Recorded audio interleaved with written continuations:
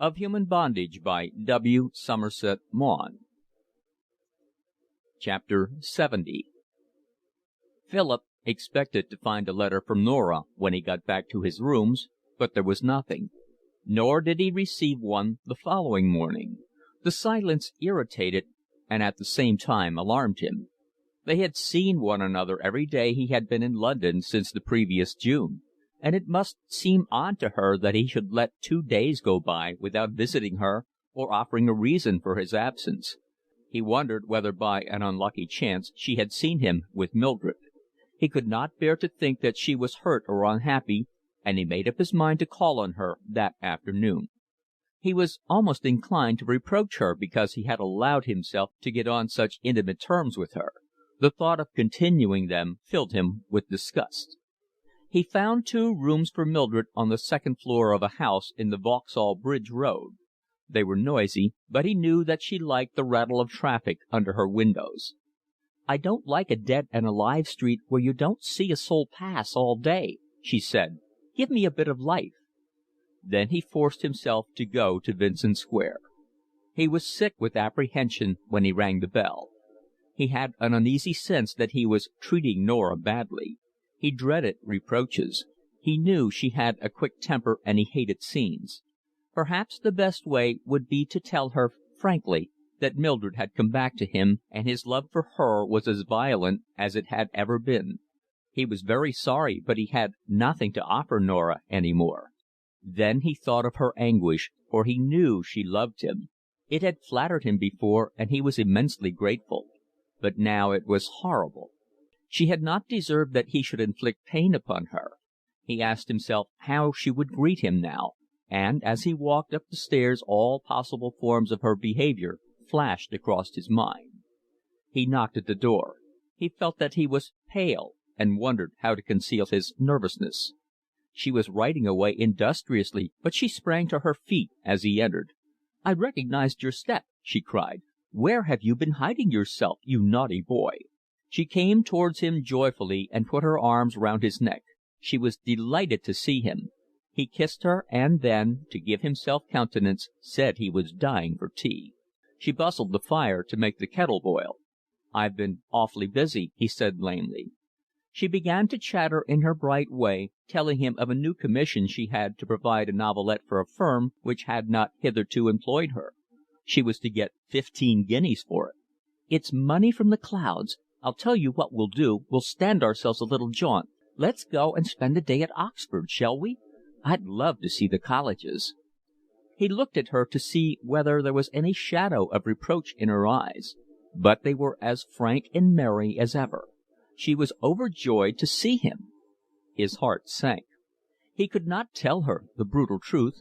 She made some toast for him, and cut it into little pieces, and gave it him as though he were a child. "Is the brute fed?" she asked. He nodded, smiling, and she lit a cigarette for him. Then, as she loved to do, she came and sat on his knees. She was very light. She leaned back in his arms with a sigh of delicious happiness. "Say something nice to me," she murmured. "What shall I say?" "You might, by an effort of imagination, say that you rather liked me." "You know I do that." He had not the heart to tell her then. He would give her peace at all events for that day, and perhaps he might write to her. That would be easier. He could not bear to think of her crying. She made him kiss her, and as he kissed her he thought of Mildred and Mildred's pale, thin lips. The recollection of Mildred remained with him all the time like an incorporated form, but more substantial than a shadow, and the sight continually distracted his attention. "You were very quiet to-day," Norah said. Her loquacity was a standing joke between them, and he answered, "You never let me get a word in, and I've got out of the habit of talking." "But you're not listening, and that's bad manners."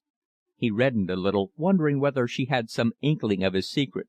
He turned away his eyes uneasily. The weight of her irked him this afternoon, and he did not want her to touch him. "My foot's gone to sleep," he said. "I'm so sorry," she cried, jumping up. "I shall have to bant if I can't break myself of this habit of sitting on gentlemen's knees." He went through an elaborate form of stamping his foot and walking about. Then he stood in front of the fire so that she should not resume her position. While she talked he thought that she was worth 10 of Mildred.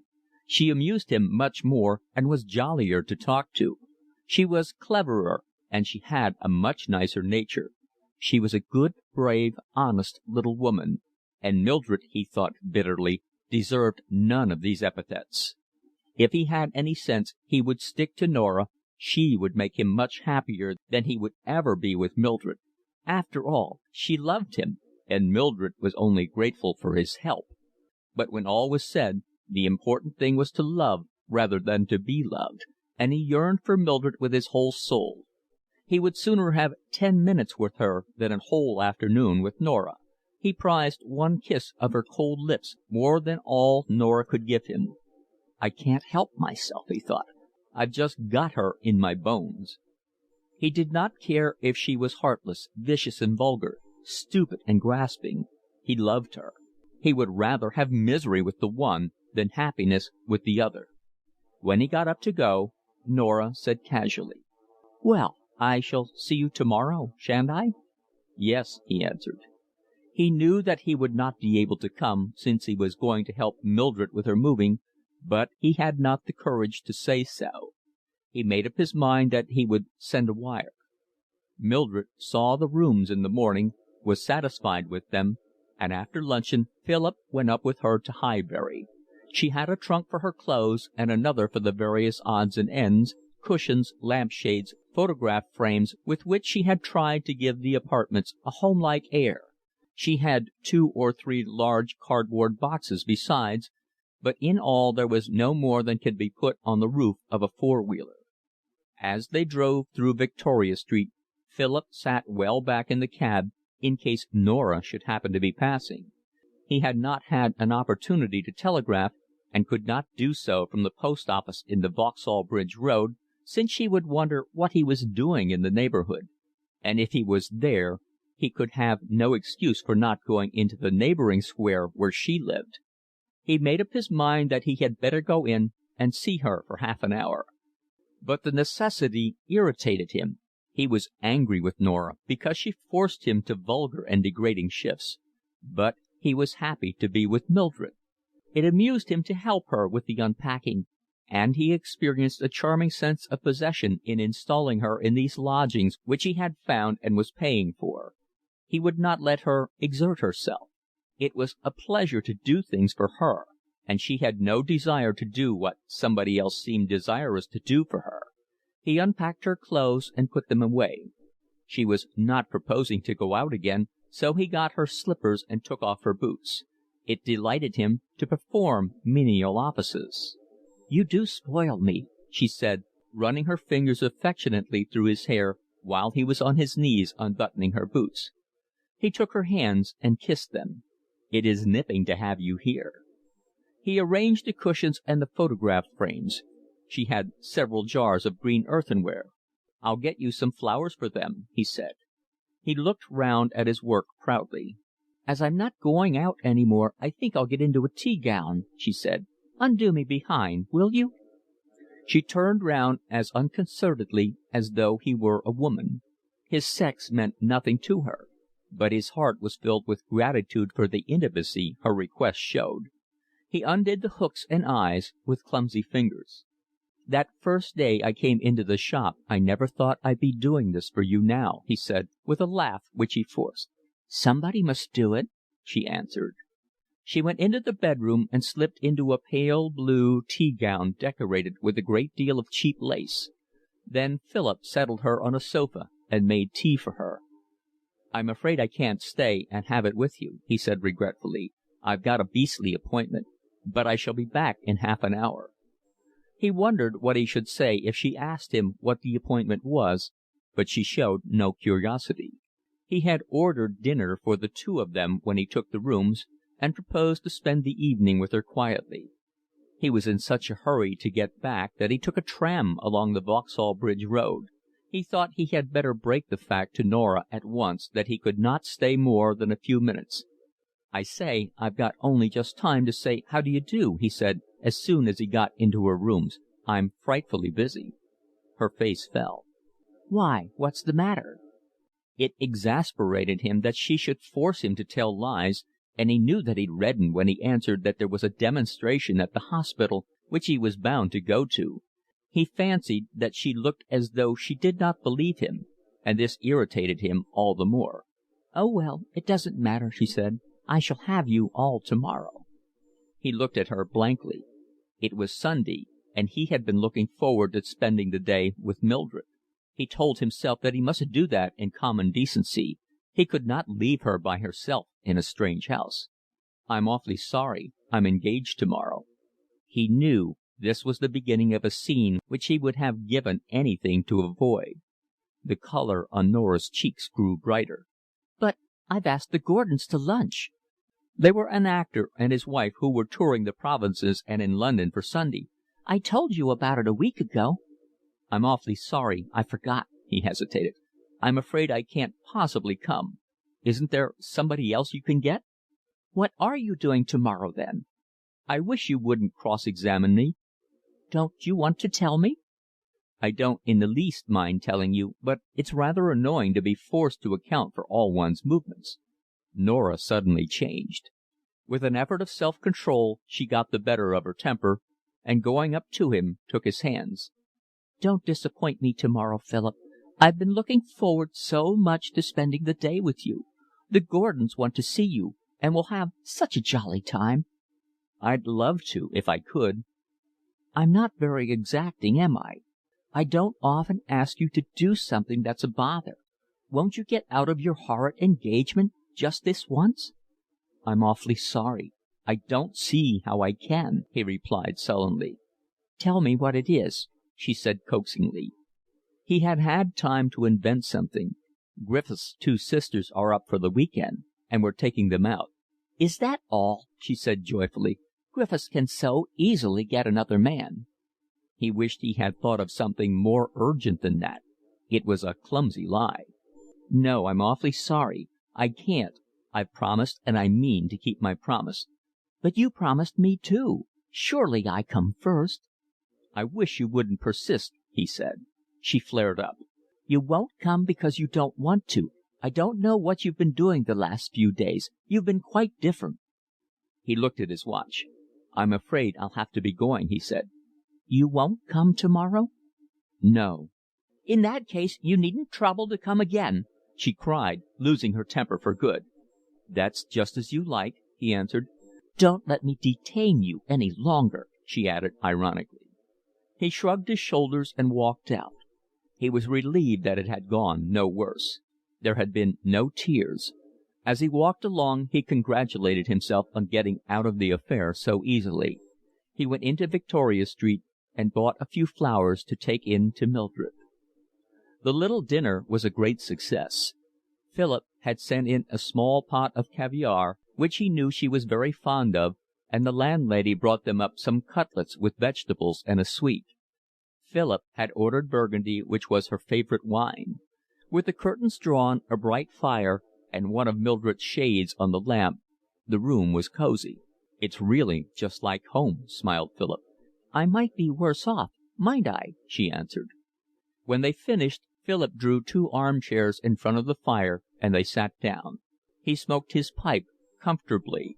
He felt happy and generous. "What would you like to do to-morrow?" he asked. "Oh, I'm going to Tulse Hill. You remember the manageress at the shop?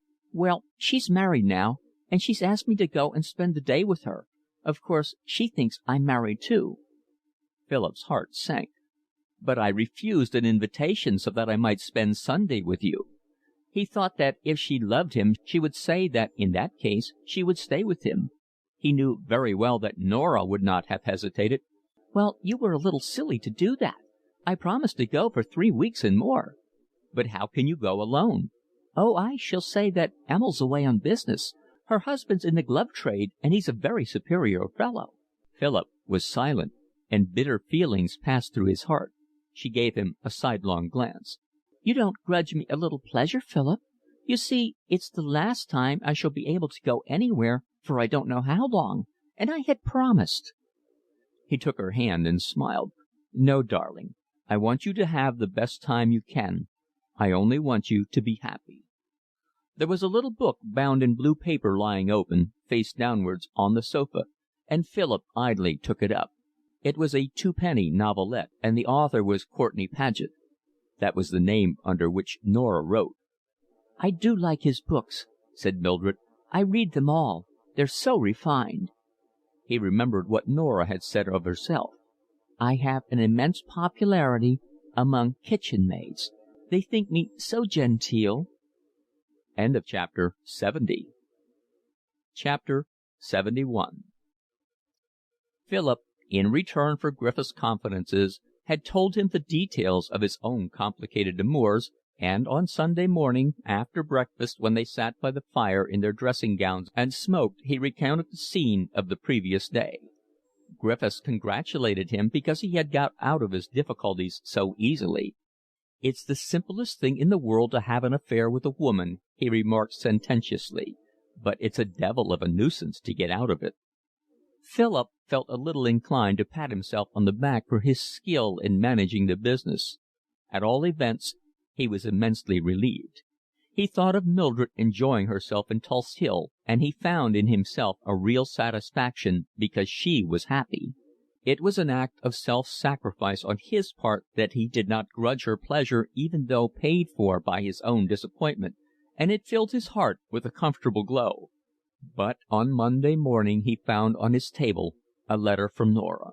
She wrote: "Dearest, I'm sorry I was cross on Saturday. Forgive me and come to tea in the afternoon as usual. I love you. Your Norah." His heart sank and he did not know what to do.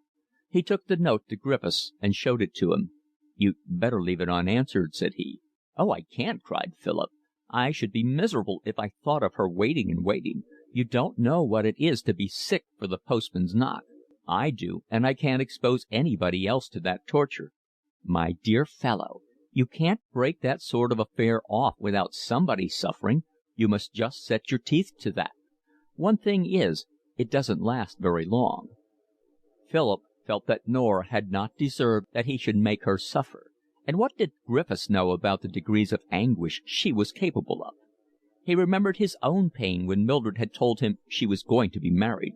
He did not want anyone to experience what he had experienced then. "If you're so anxious not to give her pain, go back to her," said Griffiths. "I can't do that." He got up and walked up and down the room nervously. He was angry with Norah because she had not let the matter rest. She must have seen that he had no more love to give her. They said women were so quick at seeing those things. "You might help me," he said to Griffiths. "My dear fellow, don't make such a fuss about it. People do get over these things, you know. She probably isn't so wrapped up in you as you think, either. One's always rather apt to exaggerate the passion one's inspired other people with." He paused and looked at Philip with amusement. "Look here, there's only one thing you can do. Write to her and tell her the thing's over. Put it so that there can be no mistake about it. It'll hurt her, but it'll hurt her less if you do the thing brutally than if you try half-hearted ways." Philip sat down and wrote the following letter: "My dear Norah, I am sorry to make you unhappy, but I think we had better let things remain where we left them on Saturday. I don't think there's any use in letting these things drag on when they've ceased to be amusing. You told me to go, and I went. I do not propose to come back. Good bye, Philip Carey." He showed the letter to Griffiths and asked him what he thought of it. Griffiths read it and looked at Philip with twinkling eyes. He did not say what he felt. "I think that'll do the trick," he said. Philip went out and posted it. He passed an uncomfortable morning, for he imagined with great detail what Norah would feel when she received his letter. He tortured himself with the thought of her tears, but at the same time he was relieved. Imagined grief was more easy to bear than grief seen, and he was free now to love Mildred with all his soul. His heart leaped at the thought of going to see her that afternoon when his day's work at the hospital was over. When, as usual, he went back to his rooms to tidy himself, he had no sooner put the latch-key in his door than he heard a voice behind him. "May I come in? I've been waiting for you for half an hour." It was Norah. He felt himself blush to the roots of his hair. She spoke gaily. There was no trace of resentment in her voice, and nothing to indicate that there was a rupture between them. He felt himself cornered. He was sick with fear, but he did his best to smile. "Yes, do," he said. He opened the door, and she preceded him into his sitting room. He was nervous, and, to give himself countenance, offered her a cigarette and lit one for himself. She looked at him brightly. "Why did you write me such a horrid letter, you naughty boy? If I'd taken it seriously, it would have made me perfectly wretched." "It was meant seriously," he answered gravely. "Don't be so silly. I lost my temper the other day, and I wrote and apologized. You weren't satisfied, so I've come here to apologize again. After all, you're your own master, and I have no claims upon you. I don't want you to do anything you don't want to." She got up from the chair in which she was sitting and went towards him impulsively with outstretched hands. "Let's make friends again, Philip. I'm so sorry if I offended you." He could not prevent her from taking his hands, but he could not look at her. "I'm afraid it's too late," he said. She let herself down on the floor by his side and clasped his knees. "Philip, don't be silly. I'm quick-tempered too, and I can understand that I hurt you, but it's so stupid to sulk over it. What's the good of making us both unhappy? It's been so jolly, our friendship." She passed her fingers slowly over his hand. "I love you, Philip." He got up, disengaging himself from her, and went to the other side of the room. "I'm awfully sorry. I can't do anything. The whole thing's over." "Do you mean to say you don't love me any more?" "I'm afraid so." "You were just looking for an opportunity to throw me over, and you took that one?" He did not answer. She looked at him steadily for a time which seemed intolerable. She was sitting on the floor where he had left her, leaning against the armchair. She began to cry, quite silently, without trying to hide her face, and the large tears rolled down her cheeks one after the other. She did not sob. It was horribly painful to see her. Philip turned away. "I'm awfully sorry to hurt you. It's not my fault if I don't love you." She did not answer. She merely sat there as though she were overwhelmed, and the tears flowed down her cheeks. It would have been easier to bear if she had reproached him. He had thought her temper would get the better of her, and he was prepared for that. At the back of his mind was a feeling that a real quarrel, in which each said to the other cruel things, would in some way be a justification for his behaviour. The time passed. At last he grew frightened by her silent crying. He went into his bedroom and got a glass of water. He leaned over her. "Won't you drink a little? It'll relieve you." She put her lips listlessly to the glass and drank 2 or 3 mouthfuls. Then, in an exhausted whisper, she asked him for a handkerchief. She dried her eyes. "Of course I knew you never loved me as much as I loved you," she moaned. "I'm afraid that's always the case," he said. "There's always one who loves and one who lets himself be loved." He thought of Mildred, and a bitter pain traversed his heart. Norah did not answer for a long time. "I'd been so miserably unhappy, and my life was so hateful," she said at last. She did not speak to him, but to herself. He had never heard her before complain of the life she had led with her husband or of her poverty. He had always admired the bold front she displayed to the world. "And then you came along, and you were so good to me. And I admired you because you were clever, and it was so heavenly to have someone I could put my trust in. I loved you. I never thought it could come to an end, and without any fault of mine at all." Her tears began to flow again, but now she was more mistress of herself, and she hid her face in Philip's handkerchief. She tried hard to control herself. "Give me some more water," she said. She wiped her eyes. "I'm sorry to make such a fool of myself. I was so unprepared." "I'm awfully sorry, Norah.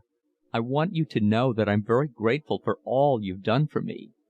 He wondered what it was she saw in him. "Oh, it's always the same," she sighed. "If you want men to behave well to you, you must be beastly to them. If you treat them decently, they make you suffer for it." She got up from the floor and said she must go. She gave Philip a long, steady look. Then she sighed. "It's so inexplicable. What does it all mean?" Philip took a sudden determination. "I think I'd better tell you. I don't want you to think too badly of me. I want you to see that I can't help myself.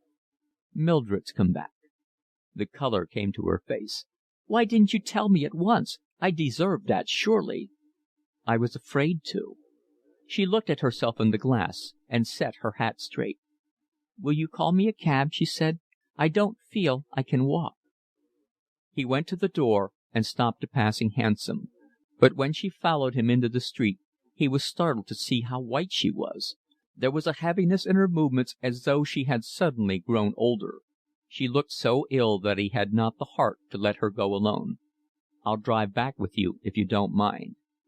She did not answer, and he got into the cab. They drove along in silence over the bridge, through shabby streets in which children with shrill cries played in the road. When they arrived at her door she did not immediately get out. It seemed as though she could not summon enough strength to her legs to move. "I hope you'll forgive me, Norah," he said. She turned her eyes towards him, and he saw that they were bright again with tears, but she forced a smile to her lips. "Poor fellow, you're quite worried about me. You mustn't bother. I don't blame you. I shall get over it all right." Lightly and quickly she stroked his face to show him that she bore no ill feeling. The gesture was scarcely more than suggested. Then she jumped out of the cab and let herself into her house. Philip paid the hansom and walked to Mildred's lodging. There was a curious heaviness in his heart. He was inclined to reproach himself. But why? He did not know what else he could have done. Passing a fruiterer's, he remembered that Mildred was fond of grapes. He was so grateful that he could show his love for her by recollecting every whim she had. End of chapter 71. Chapter 72. For the next 3 months Philip went every day to see Mildred. He took his books with him and after tea worked, while Mildred lay on the sofa reading novels. Sometimes he would look up and watch her for a minute. A happy smile crossed his lips. She would feel his eyes upon her. "Don't waste your time looking at me, silly. Go on with your work," she said. "Tyrant," he answered gaily. He put aside his book when the landlady came in to lay the cloth for dinner, and in his high spirits he exchanged chaff with her. She was a little Cockney of middle age, with an amusing humour and a quick tongue. Mildred had become great friends with her and had given her an elaborate but mendacious account of the circumstances which had brought her to the pass she was in. The good-hearted little woman was touched and found no trouble too great to make Mildred comfortable. Mildred's sense of propriety had suggested that Philip should pass himself off as her brother. They dined together, and Philip was delighted when he had ordered something which tempted Mildred's capricious appetite. It enchanted him to see her sitting opposite him, and every now and then, from sheer joy, he took her hand and pressed it. After dinner she sat in the arm-chair by the fire, and he settled himself down on the floor beside her, leaning against her knees, and smoked. Often they did not talk at all, and sometimes Philip noticed that she had fallen into a doze. He dared not move then in case he woke her, and he sat very quietly, looking lazily into the fire and enjoying his happiness. "Had a nice little nap?" he smiled, when she woke. "I've not been sleeping," she answered. "I only just closed my eyes." She would never acknowledge that she had been asleep. She had a phlegmatic temperament, and her condition did not seriously inconvenience her. She took a lot of trouble about her health and accepted the advice of anyone who chose to offer it. She went for a constitutional every morning that it was fine, and remained out a definite time. When it was not too cold she sat in St. James's Park, but the rest of the day she spent quite happily on her sofa, reading one novel after another, or chatting with the landlady. She had an inexhaustible interest in gossip, and told Philip with abundant detail the history of the landlady, of the lodgers on the drawing-room floor, and of the people who lived in the next house on either side. Now and then she was seized with panic. She poured out her fears to Philip about the pain of the confinement, and was in terror lest she should die. She gave a full account of the confinements of the landlady and of the lady on the drawing-room floor. Mildred did not know her.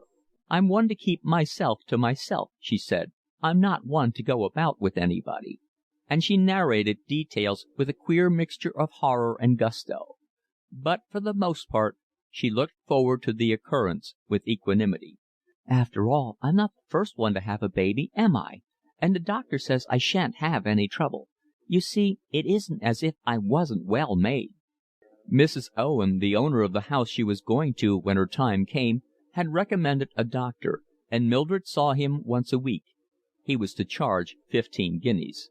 "Of course I could have got it done cheaper, but Mrs. Owen strongly recommended him, and I thought it wasn't worth while to spoil the ship for a coat of tar." "If you feel happy and comfortable, I don't mind a bit about the expense," said Philip.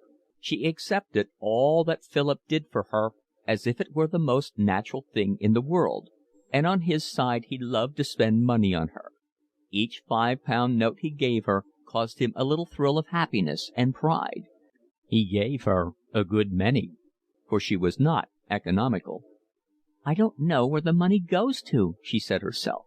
"It seems to slip through my fingers like water." "It doesn't matter," said Philip. "I'm so glad to be able to do anything I can for you." She could not sew well, and so did not make the necessary things for the baby. She told Philip it was much cheaper in the end to buy them. Philip had lately sold one of the mortgages in which his money had been put, and now with £500 in the bank waiting to be invested in something that could more easily be realised, he felt himself uncommonly well to do. They talked often of the future. Philip was anxious that Mildred should keep the child with her, but she refused. She had her living to earn, and it would be more easy to do this if she had not also to look after a baby. Her plan was to get back into one of the shops of the company for which she had worked before, and the child could be put with some decent woman in the country. "I can find someone who'll look after it well for 7 and 6 a week. It'll be better for the baby and better for me." It seemed callous to Philip, but when he tried to reason with her she pretended to think he was concerned with the expense. "You needn't worry about that," she said. "I shan't ask you to pay for it." "You know I don't care how much I pay." At the bottom of her heart was the hope that the child would be stillborn. She did no more than hint it, but Philip saw that the thought was there.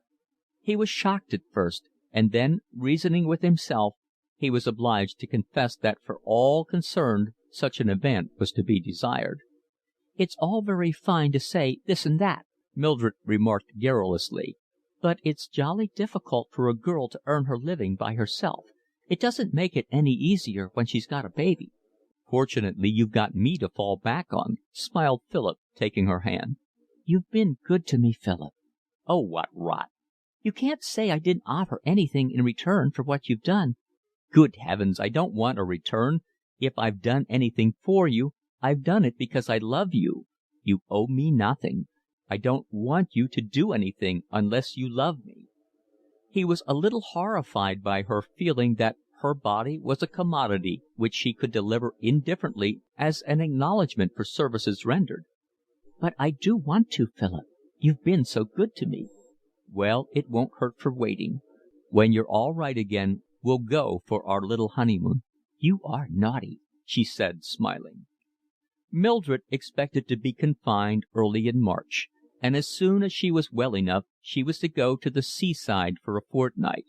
That would give Philip a chance to work without interruption for his examination. After that came the Easter holidays, and they had arranged to go to Paris together. Philip talked endlessly of the things they would do. Paris was delightful then. They would take a room in a little hotel he knew in the Latin Quarter, and they would eat in all sorts of charming little restaurants. They would go to the play, and he would take her to music halls. It would amuse her to meet his friends. He had talked to her about Cronshaw. She would see him. And there was Lawson. He had gone to Paris for a couple of months. And they would go to the Bal Bullier. There were excursions. They would make trips to Versailles, Chartres, Fontainebleau. "It'll cost a lot of money," she said. "Oh, damn the expense. Think how I've been looking forward to it. Don't you know what it means to me? I've never loved anyone but you. I never shall." She listened to his enthusiasm with smiling eyes. He thought she saw in them a new tenderness, and he was grateful to her. She was much gentler than she used to be. There was in her no longer the superciliousness which had irritated him. She was so accustomed to him now that she took no pains to keep up before him any pretences. She no longer troubled to do her hair with the old elaboration, but just tied it into a knot, and she left off the vast fringe which she generally wore. The more careless style suited her. Her face was so thin that it made her eyes seem very large. There were heavy lines under them, and the pallor of her cheeks made their colour more profound. She had a wistful look which was infinitely pathetic. There seemed to Philip to be in her something of the Madonna. He wished they could continue in that same way always. He was happier than he had ever been in his life. He used to leave her at 10 o'clock every night, for she liked to go to bed early, and he was obliged to put in another couple of hours' work to make up for the lost evening. He generally brushed her hair for her before he went. He had made a ritual of the kisses he gave her when he bade her good night. First he kissed the palms of her hands. How thin the fingers were! The nails were beautiful, for she spent much time in manicuring them. Then he kissed her closed eyes, first the right one and then the left, and at last he kissed her lips. He went home with a heart overflowing with love. He longed for an opportunity to gratify the desire for self-sacrifice which consumed him. Presently the time came for her to move to the nursing home where she was to be confined. Philip was then able to visit her only in the afternoons. Mildred changed her story and represented herself as the wife of a soldier who had gone to India to join his regiment, and Philip was introduced to the mistress of the establishment as her brother-in-law. "I have to be rather careful what I say," she told him, "as there's another lady here whose husband's in the Indian Civil." "I wouldn't let it disturb me if I were you," said Philip. "I'm convinced that her husband and yours went out on the same boat." "What boat?" she asked innocently. "The Flying Dutchman." Mildred was safely delivered of a daughter, and when Philip was allowed to see her the child was lying by her side. Mildred was very weak, but relieved that everything was over. She showed him the baby, and herself looked at it curiously. "It's a funny-looking little thing, isn't it? I can't believe it's mine." It was red and wrinkled and odd. Philip smiled when he looked at it. He did not quite know what to say, and it embarrassed him because the nurse who owned the house was standing by his side, and he felt by the way she was looking at him that, disbelieving Mildred's complicated story, she thought he was the father. "What are you going to call her?" asked Philip. "I can't make up my mind if I shall call her Madeline or Cecilia." The nurse left them alone for a few minutes, and Philip bent down and kissed Mildred on the mouth. "I'm so glad it's all over happily, darling." She put her thin arms round his neck. "You have been a brick to me, Philip dear." "And now I feel that you're mine at last. I've waited so long for you, my dear." They heard the nurse at the door, and Philip hurriedly got up. The nurse entered. There was a slight smile on her lips. Chapter 72. Chapter 73. 3 weeks later, Philip saw Mildred and her baby off to Brighton. She had made a quick recovery and looked better than he had ever seen her. She was going to a boarding house where she had spent a couple of week-ends with Emil Miller, and had written to say that her husband was obliged to go to Germany on business and she was coming down with her baby. She got pleasure out of the stories she invented, and she showed a certain fertility of invention in the working out of the details. Mildred proposed to find in Brighton some woman who would be willing to take charge of the baby. Philip was startled at the callousness with which she insisted on getting rid of it so soon, but she argued with common sense that the poor child had much better be put somewhere before it grew used to her. Philip had expected the maternal instinct to make itself felt when she had had the baby 2 or 3 weeks, and had counted on this to help him persuade her to keep it. But nothing of the sort occurred. Mildred was not unkind to her baby. She did all that was necessary. It amused her sometimes, and she talked about it a good deal. But at heart she was indifferent to it. She could not look upon it as part of herself. She fancied it resembled its father already. She was continually wondering how she would manage it when it grew older, and she was exasperated with herself for being such a fool as to have it at all. "If I'd only known then all I do now," she said. She laughed at Philip because he was anxious about its welfare. "You couldn't make more fuss if you was the father," she said. "I'd like to see Emil getting into such a stew about it." Philip's mind was full of the stories he had heard of baby farming, and the ghouls who ill-treat the wretched children that selfish, cruel parents have put in their charge. "Don't be so silly," said Mildred. "That's when you give a woman a sum down to look after a baby, but when you're going to pay so much a week, it's to their interest to look after it well." Philip insisted that Mildred should place the child with people who had no children of their own and would promise to take no other. "Don't haggle about the price," he said. "I'd rather pay half a guinea a week than run any risk of the kid being starved or beaten." "You're a funny old thing, Philip," she laughed. To him there was something very touching in the child's helplessness. It was small, ugly, and querulous. Its birth had been looked forward to with shame and anguish. Nobody wanted it. It was dependent on him, a stranger, for food, shelter, and clothes to cover its nakedness. As the train started he kissed Mildred. He would have kissed the baby too, but she was afraid he would laugh at him. "You will write to me, darling, won't you? And I shall look forward to your coming back with, oh, such impatience. Mind you get through your exam." He had been working for it industriously, and now with only 10 days before him he made a final effort.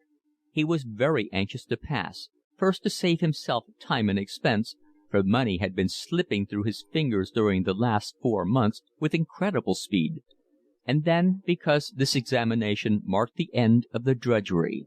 After that the student had to do with medicine, midwifery, and surgery, the interest of which was more vivid than the anatomy and physiology with which he had been hitherto concerned. Philip looked forward with interest to the rest of the curriculum, nor did he want to have to confess to Mildred that he had failed. Though the examination was difficult and the majority of the candidates were ploughed at the first attempt, he knew that she would think less well of him if he did not succeed. She had a peculiarly humiliating way of showing what she thought. Mildred sent him a postcard to announce her safe arrival, and he snatched half an hour every day to write a long letter to her. He had always a certain shyness in expressing himself by word of mouth, but he found he could tell her, pen in hand, all sorts of things which it would have made him feel ridiculous to say.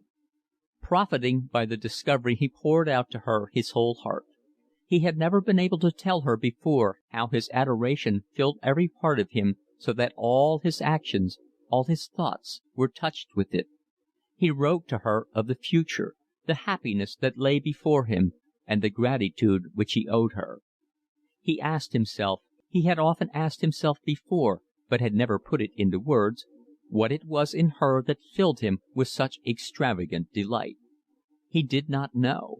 He only knew that when she was with him he was happy, and when she was away from him the world was on a sudden cold and gray. He knew only that when he thought of her his heart seemed to grow big in his body so that it was difficult to breathe, as if it pressed against his lungs, and it throbbed so that the delight of her presence was almost pain. His knees shook, and he felt strangely weak, as though, not having eaten, he were tremulous from want of food. He looked forward eagerly to her answers. He did not expect her to write often, for he knew that letter writing came difficultly to her, and he was quite content with the clumsy little note that arrived in reply to 4 of his. She spoke of the boarding house in which she had taken a room, of the weather and the baby, told him she had been for a walk on the front with a lady friend whom she had met in the boarding house and who had taken such a fancy to baby. She was going to the theatre on Saturday night, and Brighton was filling up. It touched Philip because it was so matter-of-fact. The crabbed style, the formality of the matter, gave him a queer desire to laugh and to take her in his arms and kiss her. He went into the examination with happy confidence. There was nothing in either of the papers that gave him trouble. He knew that he had done well, and though the second part of the examination was viva voce and he was more nervous, he managed to answer the questions adequately. He sent a triumphant telegram to Mildred when the result was announced. When he got back to his rooms, Philip found a letter from her, saying that she thought it would be better for her to stay another week in Brighton. She had found a woman who would be glad to take the baby for 7 shillings a week, but she wanted to make inquiries about her, and she was herself benefiting so much by the sea air that she was sure a few days more would do her no end of good. She hated asking Philip for money, but would he send some by return, as she had had to buy herself a new hat? She couldn't go about with her lady friend always in the same hat, and her lady friend was so dressy. Philip had a moment of bitter disappointment. It took away all his pleasure at getting through his examination. If she loved me 1/4 as much as I love her, she couldn't bear to stay away a day longer than necessary. He put the thought away from him quickly. It was pure selfishness. Of course her health was more important than anything else. But he had nothing to do now. He might spend the week with her in Brighton, and they could be together all day. His heart leaped at the thought. It would be amusing to appear before Mildred suddenly with the information that he had taken a room in the boarding house. He looked out trains, but he paused. He was not certain that she would be pleased to see him. She had made friends in Brighton. He was quiet, and she liked boisterous joviality. He realized that she might amuse herself more with other people than with him. It would torture him if he felt for an instant that he was in the way. He was afraid to risk it. He dared not even write and suggest that, with nothing to keep him in town, he would like to spend the week where he could see her every day. She knew he had nothing to do. If she wanted him to come, she would have asked him to. He dared not risk the anguish he would suffer if he proposed to come and she made excuses to prevent him. He wrote to her the next day, sent her a £5 note, and at the end of the letter said that if she were very nice and cared to see him for the week end, he would be glad to run down, but she was by no means to alter any plans she had made. He awaited her answer with impatience. In it she said that if she had only known before she could have arranged it, but she had promised to go to a music hall on the Saturday night. Besides, it would make the people at the boarding house talk if he stayed there. Why did he not come down on Sunday morning and spend the day? They could lunch at the Metropole, and she would take him afterwards to see the very superior, ladylike person who was going to take the baby. Sunday. He blessed the day because it was fine. As the train approached Brighton, the sun poured through the carriage window. Mildred was waiting for him on the platform. "How jolly of you to come and meet me," he cried, as he seized her hands. "You expected me, didn't you?" "I hoped you would. I say, how well you're looking." "It's done me a rare lot of good, but I think I'm wise to stay here as long as I can, and there are a very nice class of people at the boarding house. I wanted cheering up after seeing nobody all these months. It was dull sometimes." She looked very smart in her new hat. A large black straw with a great many inexpensive flowers on it, and round her neck floated a long boa of imitation swansdown. She was still very thin, and she stooped a little when she walked. She had always done that. But her eyes did not seem so large, and though she never had any colour, her skin had lost the earthy look it had.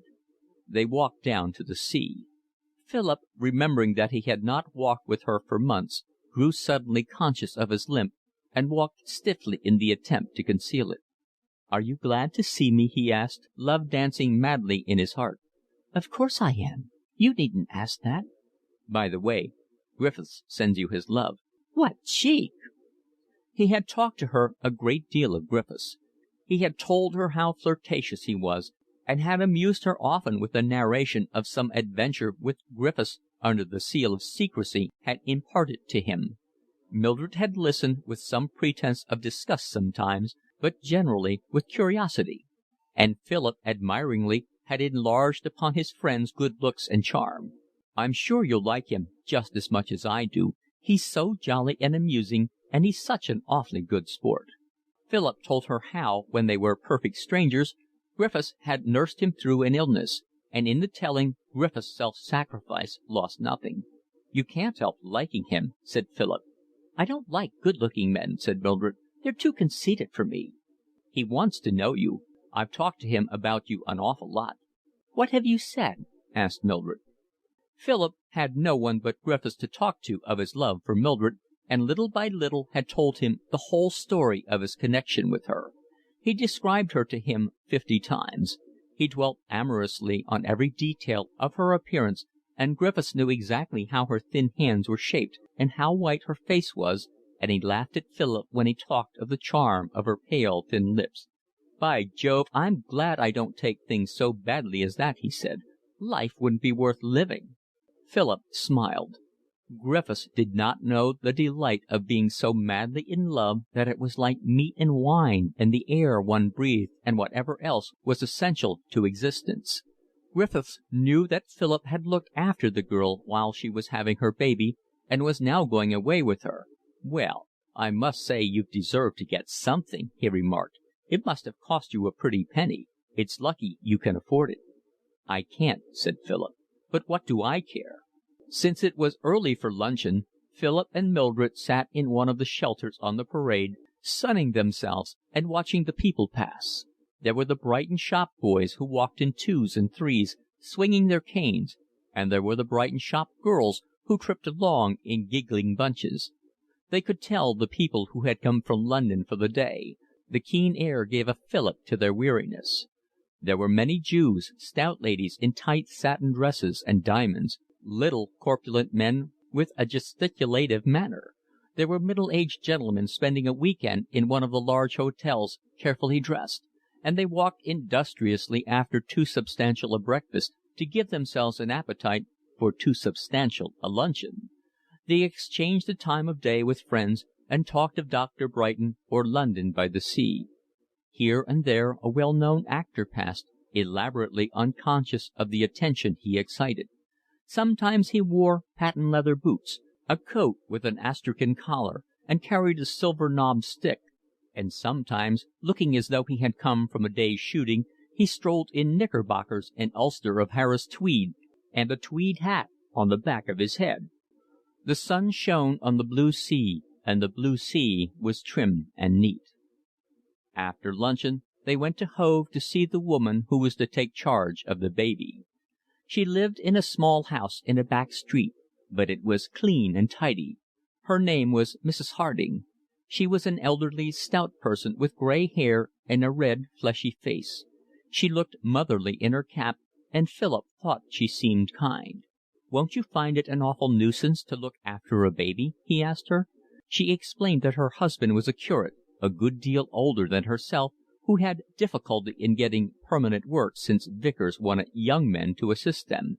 He earned a little now and then by doing locums when someone took a holiday or fell ill, and a charitable institution gave them a small pension. But her life was lonely. It would be something to do to look after a child, and the few shillings a week paid for it would help her keep things going. She promised that it should be well fed. "Quite the lady, isn't she?" said Mildred when they went away. They went back to have tea at the Metropole. Mildred liked the crowd and the band. Philip was tired of talking, and he watched her face as she looked with keen eyes at the dresses of the women who came in. She had a peculiar sharpness for reckoning up what things cost, and now and then she leaned over to him and whispered the result of her meditations. "Do you see that aigrette there? That cost every bit of 7 guineas. Or, "Look at that ermine, Philip. That's rabbit, that is. That's not ermine." She laughed triumphantly. "I'd know it a mile off." Philip smiled happily. He was glad to see her pleasure, and the ingenuousness of her conversation amused and touched him. The band played sentimental music. After dinner they walked down to the station, and Philip took her arm. He told her what arrangements he had made for their journey to France. She was to come up to London at the end of the week, but she told him that she could not get away till the Saturday of the week after that. He had already engaged a room in a hotel in Paris. He was looking forward eagerly to taking the tickets. "You won't mind going second class, will you?" We mustn't be extravagant, and it'll be all the better if we can do ourselves pretty well when we get there." He had talked to her 100 times of the Quarter. They would wander through its pleasant old streets, and they would sit idly in the charming gardens of the Luxembourg. If the weather was fine, perhaps, when they had had enough of Paris, they might go to Fontainebleau. The trees would be just bursting into leaf. The green of the forest in the spring was more beautiful than anything he knew. It was like a song, and it was like the happy pain of love. Mildred listened quietly. He turned to her and tried to look deep into her eyes. "You do want to come, don't you?" he said. "Of course I do," she smiled. "You don't know how I'm looking forward to it. I don't know how I shall get through the next days. I'm so afraid something will happen to prevent it. It maddens me sometimes that I can't tell you how much I love you. And at last. He broke off. They reached the station, but they had dawdled on the way, and Philip had barely time to say good night. He kissed her quickly and ran towards the wicket as fast as he could go. She stood where he left her. He was strangely grotesque when he ran. Chapter 73. Tom Weiss